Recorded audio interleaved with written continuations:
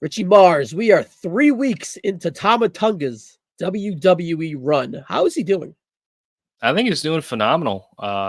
He's been a featured part of the show, even with the whole draft craziness of last SmackDown.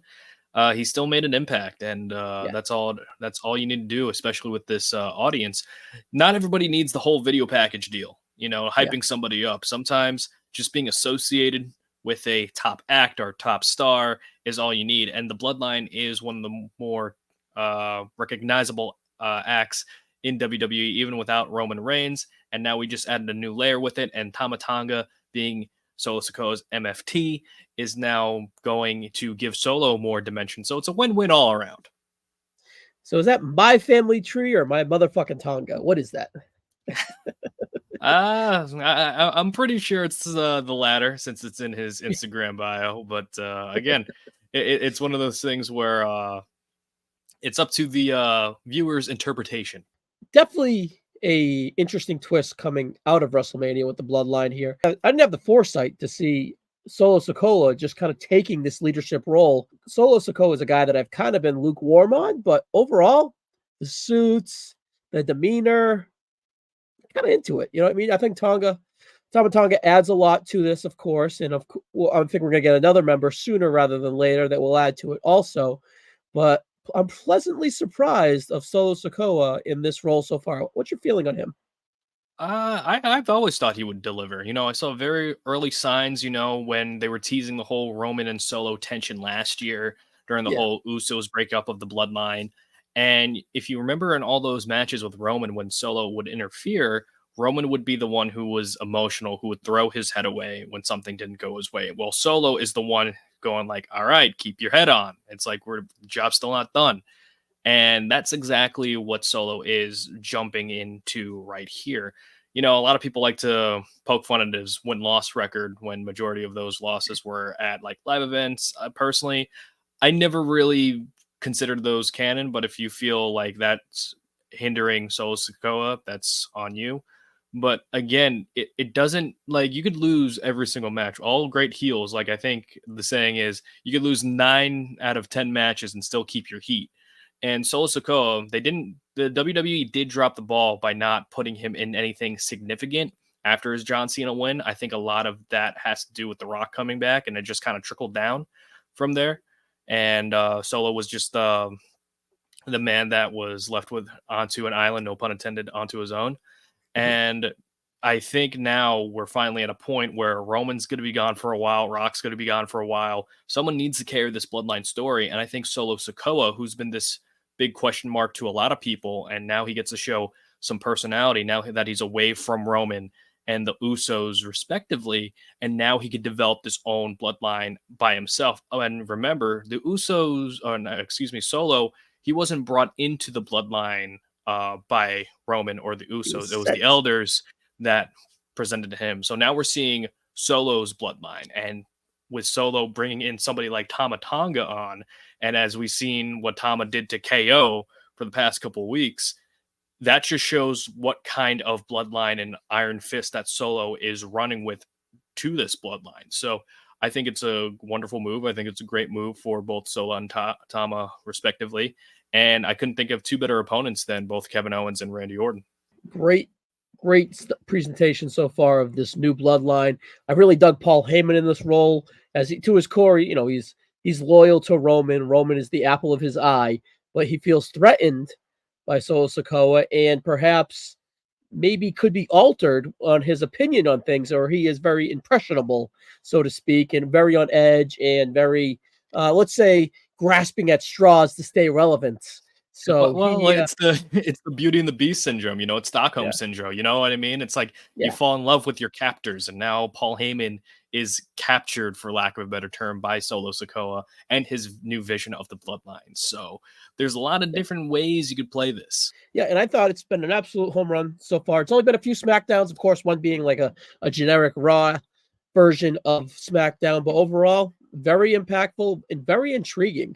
So the bloodline continues and it is strong. But we look on the other side of the fence here, and they are facing very familiar bloodline foes. The first being Kevin Owens, first round, third pick fourth pick, Mhm. one of those out of Kevin Owens. So I would say very early, a little bit more earlier than you would suspect, but I will say earlier than CM Punk. So that like I like looking at the minutiae and the politics of it all, where it's like, all right, CM Punk, it doesn't matter where we Yeah. kind of pick him. We'll put him in the second round where we respect him. Kevin Owens, we'll make sure you're ahead of CM Punk. We'll massage that ego. You got that contract coming up sooner or later. You're very important to us, and you're probably going to lose this Saturday. So we're going to make sure you're a first round pick. Is that how you took it? No, not really. I think it's like the order of the picks don't really matter. But like if you want to I think there's see a little bit to it, though, Richie. But yeah, but if you want to see it like this, it's like you have Kevin Owens in a featured match and he's picked in the first round of the second night of the WWE draft. And Yeah. hypothetically, the bloodline beats that first round pick. Not only do you Yep. establish, hey, the SmackDown general manager, Nick Aldis, appreciates Kevin Owens and views him highly and in much high regard, but also if the bloodline defeats a first round pick after the bloodline got drafted very late into the night one of the draft, then you get to see how things kind of play out, and I think we're at a point in time where Kevin Owens, he's kind of bulletproof at this point. For Like sure. he could eat a loss. Same thing with Randy Orton. He could eat a loss and it's not going to hurt their credibility at all. And it just becomes almost like a break glass in case of emergency with Kevin Owens of trying to get like the bloodline over because that's what they seem to do. But every pivotal point of the bloodline story involves Kevin Owens in some way, shape, or form. Like you had when Roman was first dealing with Jay, Yep. you had Kevin Owens as the next opponent that wasn't family related. And then when Sammy was turning into a babyface, Kevin Owens was right there. Same thing with ending the longest reigning tag title run with the Usos. And now you have Kevin Owens with this new bloodline, Established right out of the gate. Yep. which makes sense because now we're going to see what happens when you have Solo and Tama, what they would do to Kevin Owens. And we've seen it, we saw blood for the first time on television since the Cody Kind of. Rhodes angle. I wouldn't say kind of, it was his whole head, and it was just Yeah, I like, know. and we saw Tama slam that car into Kevin Owens. Well, we saw the aftermath. We didn't see the actual car slammage.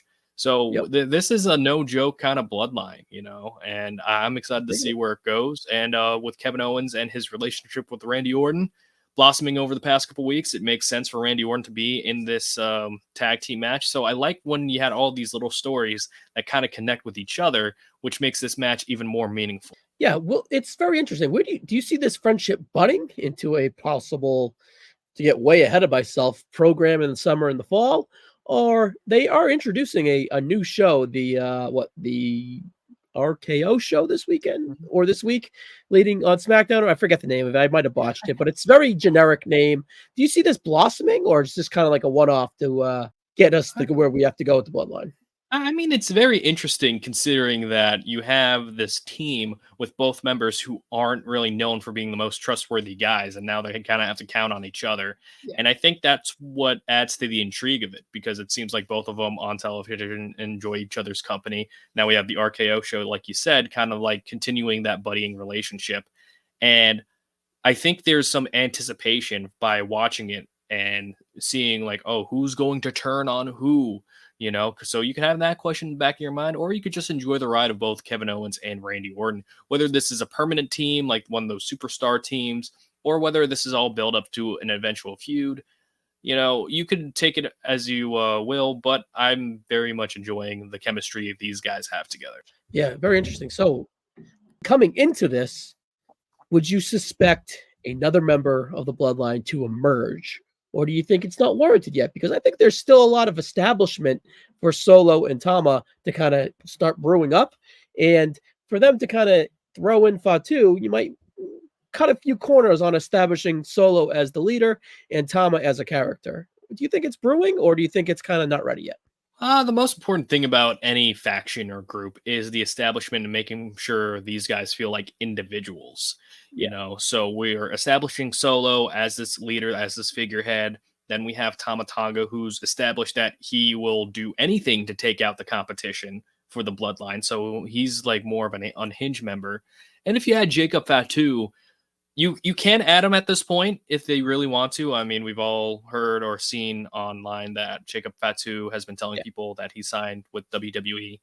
and it's definitely a cool thing to bring, with this new bloodline. So now we have Solo's bloodline to see how much they're different from Roman's bloodline. It's almost like that old Power Rangers episode where you have the evil like Psycho Rangers and the regular Power Rangers and how their thing kind of interacts. I know that's a little bit past your time, but again, it's always like when you have this like super like group, and then you have that antithesis to that super group, which is pretty much the same thing, and building them. You can definitely add Jacob, but you have to make sure like they'll feel like distinct, different members, and just not like another number. And make sure they have their own personalities. It might be a little bit too quick because we're still getting a feel for Solo as the leader and Tama as his role in the bloodline. And if you have Jacob in there, I think a lot of people would clamor for Jacob to be more of the leader than Solo. But this is Solo's story, and I think just keeping the focus on him is probably the goal. So it doesn't really matter what Tama and Jacob are doing, but I would prefer to see them more established. But again, it's one of those wait and see approaches. Pretty much when there's vulnerability, I suspect Jacob Fatu to emerge. So I don't know if that's this Saturday or not. But either way, I think they're in a very good spot. I'm very intrigued. I have the highest of hopes all the time for the bloodline. And coming out of WrestleMania, I was very curious. And now I'm very, very, I don't want to say I don't want to get to it, but I'm very eager for Roman to return and see where everything lands. But for that journey to get in there, I trust it. And I'm very intrigued to see what that journey is really. So I'm interested. Yeah, I'm very interested in where this bloodline story goes. There's a lot of different directions you could take with Roman.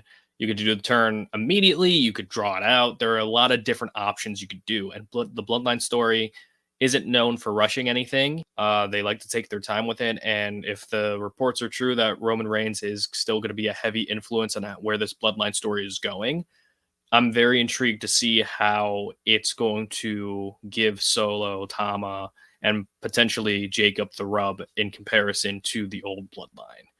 And you got to make sure that this bloodline doesn't feel like, the new bloodline. Remember, everything in wrestling with new in front of it doesn't really work out that well, So you got to make sure that this transition between bloodline leaderships feels seamless. And I think they're doing a pretty good job in differentiating the two feel, where the old bloodline was more of propping Roman as the Michael Jordan of our sport. This new bloodline is all about chaos and destruction from what we've seen so far. Good mix right there. All right, quick question for you. When do you think we see Roman Reigns next?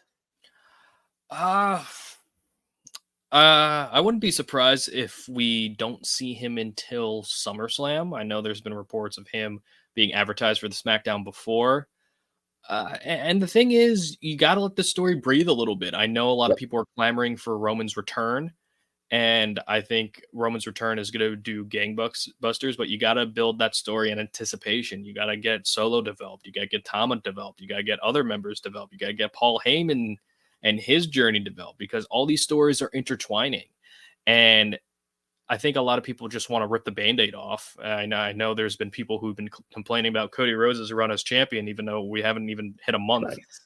And you're entitled to your opinion. You could say he's boring. You could say X, Y, and Z, but you got to let things a little bit marinate a little bit. I don't like using the term, let it play out, because I feel like that's been used a lot. But you have to make sure that you set the foundation before you build the house. You know what I mean? You got to have the blueprints on, and then you don't stop. You don't start building a house by starting at the top. You start at the bottom. And then you just go brick by brick by brick by brick. And then all of a sudden you'll have a house, So I think a lot of people just kind of want to fast forward to the good part, but you got to go through a couple of episodes of some filler, some not, some story stuff here or there, but nothing too knee deep in the weeds. And then all of a sudden you're at the series finale, and then bing, bada, boom, you're getting everything that's being paid off. Something that was playing on episode 12 is now being here in the season finale. Oh, look at that callback. Look at that callback. That's exactly what we need in this Bloodline story. And there's a reason why this Bloodline story has been so highly regarded, and that is little details like that. All right, as we get out of here, Richie, who's winning this match?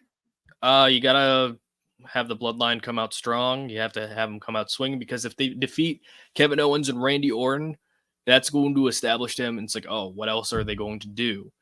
I could see some things on the other side where it's like Kevin Owens and Randy Orton. If you beat them, what's next? You know, it's almost like you're already at that tippy top of the SmackDown echelon. What else can you do with this duo? But again, you could spin this off into like singles feuds for Solo and Tama with Kevin Owens and Randy Orton, respectively. And you got a lot more people on the SmackDown roster that they could kind of interact with. You got LA Knight, you got AJ Styles potentially. You got Cody Rhodes. You got maybe even a Baron Corbin, Shinsuke Nakamura. You know, they're just called up from SmackDown. You got a Carmelo Hayes. You got all these different new elements on the SmackDown brand that these guys can interact with. And whoever's been associated with the Bloodline story has gotten a decent amount of rub for it. You know what I mean? Like they've had TV segments on SmackDown. They've had a lot of segments dedicated to them with the Bloodline. Now, even though they would usually lose in the end, their stock would still kind of go up. Like LA Knight, yeah, he's cooled off a little bit since his match with Roman. But again, I feel like he's the only one out of the entire Bloodline saga that hasn't had like a direct hindrance. You know what I mean? He got pinned by Roman off interference, distraction. He didn't lose that fatal 4-way. He didn't take the pin there. And he was the only one out of everybody, I feel like, who hasn't been subjected to a Bloodline beatdown. So there are little victories in that way. And I think with Kevin Owens and Randy Orton, you'll have the out of possibly a Jacob Fatu interfering, making a 3-on-2, and you just kind of go on from there. You know, the future's bright on WWE and SmackDown and this Bloodline story. Yep, for sure. All right, Richie, 2019 is a pivotal year for the WWE. Why don't you give the viewers a plug for your new podcast that comes out tomorrow morning?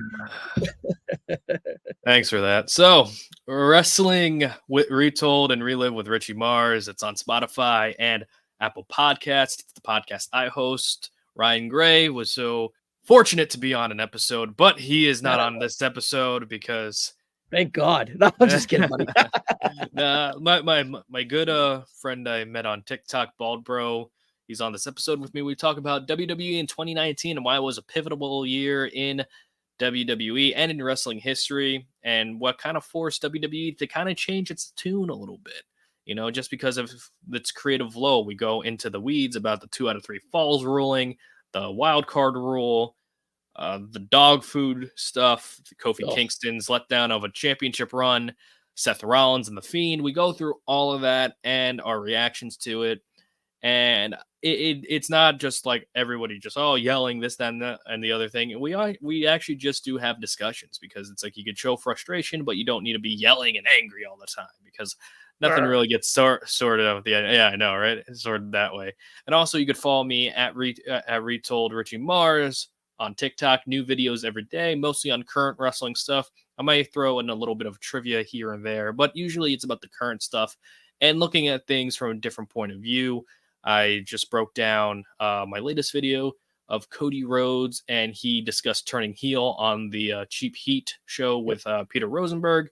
And I just go through all that and seeing if there is room for a heel turn for Cody Rhodes in the future. So if you want like content like that, you could check me out on TikTok. Not this contract, brother. Pretty much was what Cody Rhodes said.